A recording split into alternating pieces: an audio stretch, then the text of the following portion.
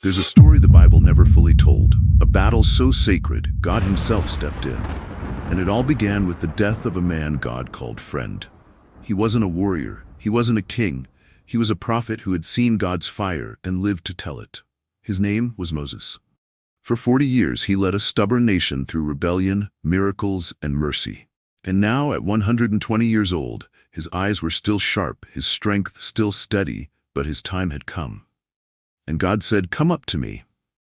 Moses climbed Mount Nebo alone, no crowd, no farewell, no funeral, just a man, and the God who had walked with him since the bush burned in Midian.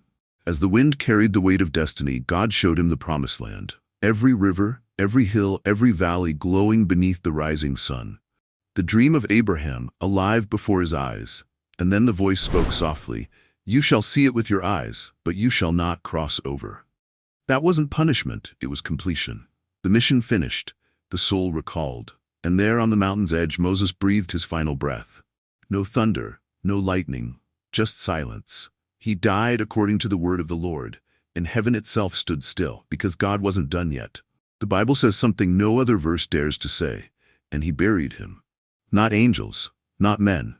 God, the creator of galaxies, stooped down to bury his servant with his own hands. No mourners, no tombstone, just the hush of eternity as dust embraced destiny. But where heaven buries, hell watches. The silence over Moab's hills began to change. The air thickened, shadows gathered, because something ancient had entered the scene. Lucifer, once the morning star, now the architect of rebellion. He moved unseen through the valley of death, tracing the scent of holy soil. He knew where God had buried Moses, and he came for the body. To him, Moses wasn't just flesh. He was a relic of power. If he could touch it, he could twist it. If he could claim it, he could corrupt generations. He could turn remembrance into worship and worship into idolatry. He'd seen it before. The golden calf, the bronze serpent, Israel bowing to symbols instead of spirit. This time he wanted to make Moses the idol. That was his plan, and it almost worked. The wind rose, the valley shook. He traced the sacred soil, eyes burning with accusation, and then he spoke. "He belongs to me." His voice was honeyed venom, sweet, smooth, and deadly. Every word an accusation. "He killed an Egyptian. He disobeyed you. He broke your law." Lucifer didn't just come for a body, he came to claim a legacy. To him, Moses was proof that grace had limits. If heaven's prophet could fail, maybe heaven's plan could too. Lucifer wasn't fighting for flesh, he was fighting for evidence. If he could twist the story of Moses, he could twist the story of mercy. He would make Israel worship the man instead of the message. He would turn the grave of a prophet into the altar of idolatry, and in that deception, hell would crown itself victorious. But then, the air shifted, a light broke through the valley, and another voice entered the battlefield.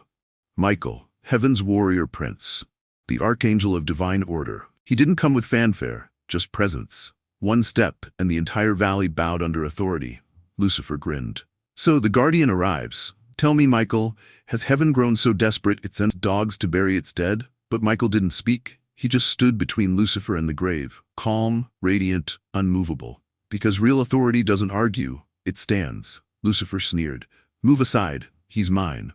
Michael's gaze didn't flicker, and then 6 words shattered the silence. "The Lord rebuked you." The ground shook. The valley lit up with divine fire, and hell itself flinched. Those 6 words carried the weight of heaven's throne. It wasn't a debate, it was a decree. Because the rebuke didn't come from Michael's voice, it came from the authority behind it. Heaven had spoken. The case was closed. Lucifer fell silent. For all his pride, he couldn't outrank obedience. When Michael said, "The Lord rebuke you," he wasn't just defending a body, he was defending a covenant. Because this wasn't a fight over flesh, it was a fight over meaning.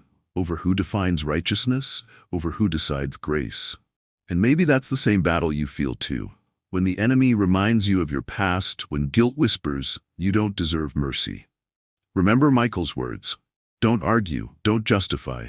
Just declare, "The Lord rebuked you." Because authority doesn't come from perfection, it comes from alignment.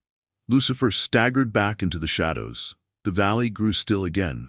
Only the wind remained, carrying whispers of victory through the mountain. Michael turned toward the grave. He didn't mark it. He didn't build a shrine. He just stood guard, because what God seals, no one else can touch. But the story wasn't over, because centuries later, on another mountain, that same Moses would stand again. Centuries later, the mountain came alive again. And the man hell once tried to claim stood shining beside Jesus. The world called it the Transfiguration. Heaven called it vindication. Moses, the lawgiver, Elijah, the prophet, and between them the one who was both fulfillment and future. The law and the prophets, standing beside grace himself. The man buried in silence now stood in glory, proving that what God buries, he plans to raise. And that's why Lucifer wanted Moses' body. He wasn't just fighting for bones, he was trying to break continuity. If he could interrupt that prophecy, he could interrupt redemption itself. But heaven had already written the end. From Sinai's thunder to Calvary's cross, the story was already sealed. The law would point to the Lamb, and the grave would bow to grace. When Moses died, the enemy wanted to turn him into an idol. But when Jesus rose, God turned him into a witness. The same man who once stood outside the promised land, now stood inside eternal glory, beside the promised one. Because redemption doesn't erase your past, it redeems it. And maybe that's what God's been doing in you too. Hiding what needs to be healed, burying what's not ready, guarding what hell keeps trying to claim. If God buried Moses in silence, maybe your hidden season isn't punishment. It's protection. Remember, Lucifer lost that day not because he was weak, but because Michael was aligned. Obedience outranks rebellion every time. And that's still true today. The same voice that defended Moses defends you. When the accuser whispers, he's failed, he's unworthy, heaven still answers, the Lord rebuke you. Moses' story is proof. You can fail and still be favored. You can stumble and still be chosen. You can fall short and still be buried by grace, not shame. Hell couldn't claim his body, it couldn't claim his legacy. And it won't claim yours. Because what God seals, no power can unseal. The same God who buried Moses raised Christ and guards you. He hides what must be hidden and reveals what's ready to shine.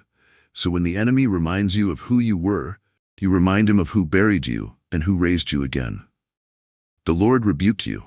Because that phrase didn't just end one battle, it still ends them all. This is the story of a mountain that held more than a grave. It held a prophecy. If God could defend Moses' legacy, he can defend yours too. What God buries, hell can't dig up. What God claims, hell can't keep.